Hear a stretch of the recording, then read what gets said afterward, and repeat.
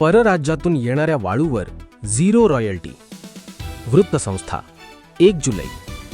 क्षेत्राला गटी बांधकाम देण्यासाठी आणि सर्वसामान्यांना तसेच शासकीय गृहनिर्माण योजनांना वेळेत वाळू उपलब्ध करून देण्यासाठी नंदुरबार जिल्ह्यात परराज्यातून येणाऱ्या वाळूबाबत झिरो रॉयल्टीचे धोरण चालू अधिवेशन संपण्यापूर्वीच जाहीर करण्यात येईल, अशी घोषणा महसूल मंत्री चंद्रशेखर बावनकुळे यांनी विधान परिषदेत केली. महसूल मंत्री म्हणाले की स्थानिक पातळीवर वाळू उपलब्ध होईपर्यंत गुजरात किंवा इतर राज्यातून वाळू आणता येईल. यासाठी संबंधित राज्याच्या जिल्हाधिकाऱ्यांनी आमच्या जिल्हाधिकाऱ्यांना वाळू उपलब्ध असल्याचा प्रस्ताव किंवा पत्र देणे अनिवार्य राहील. या अधिकृत पत्रव्यवहारानंतर दोन्ही बाजूच्या जिल्हाधिकाऱ्यांचे आयप करून नंदुरबारला आवश्यक तेवढी वाळू झिरो रॉयल्टीवर उपलब्ध करून दिली जाईल. मात्र ही वाळू वाहतूक फक्त दिवसाच करावी लागेल, रात्रीच्या वाहतुकीला पूर्ण बंदी असेल, असे मंत्र्यांनी स्पष्ट केले.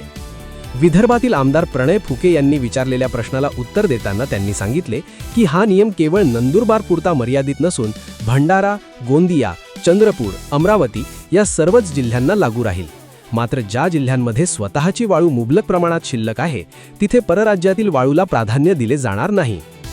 आमदार चंद्रकांत रघुवंशी यांनी नंदुरबार जिल्ह्यातील वाळू टंचाई आणि गुजरातवरून येणाऱ्या वाळूबाबत उपस्थित केलेल्या लक्षवेधी सूचनेला उत्तर देताना ते बोलत होते.